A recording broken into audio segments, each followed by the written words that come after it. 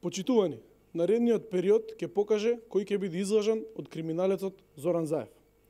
Дали ќе бидат излажани лидерите на албанските партии кои јавно изјавуваа дека добиле согласност од СДС за реализација на елементите од тиранската платформа, или ќе бидат излажани граѓаните на Република Македонија кои вчера беа сведоци на гаранциите дадени од Заев дека нема да реализира туги платформи и декларации.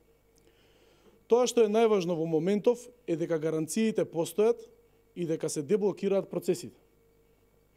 Сите овие процеси ќе се деблокираа многу порано доколку Заев ја прифатеше понудата да ја отфрли тиранската платформа и да се откаже од реализација на елементите содржани во неа. Почитувани, денеска со исполнување на законска можност отпочна за исплата на субвенциите во земјоделието. Помагањето на земјоделието и земјоделците секогаш било и ќе остане во фокус на политиките на ВМРО ДПМН.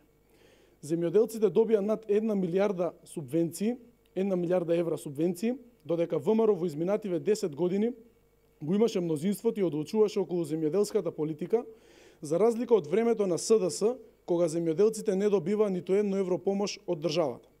Со денешната исплата паднаа во вода манипулациите кои СДС и од нив контролираните медиуми ги ширеа дека нема пари во буџетот. Буџетот е ликвиден и пари за земјоделците се обезбедени и согласно динамиката за исплата ќе бидат исплаќани. Штетната политика која СДС ја води и лажните спекулации излегоа на виделина. Впрочем, ваквите состојби кои се случуваа во земјоделието, освен што се резултат на деструктивните политики кои СДС ги превзема сега, резултат се и на абсурдните законски решенија кои СДС ги инсистираше во минатото. Тоа само покажува колкава кусогледост и безидејност владее во СДС и какви погрешни политики оваа партија испорачува на штета на граѓаните во Македонија. ВМРО ДПМН останува на страна на земјоделците и ќе продолжи да се бори за нивните интереси. Благодарам.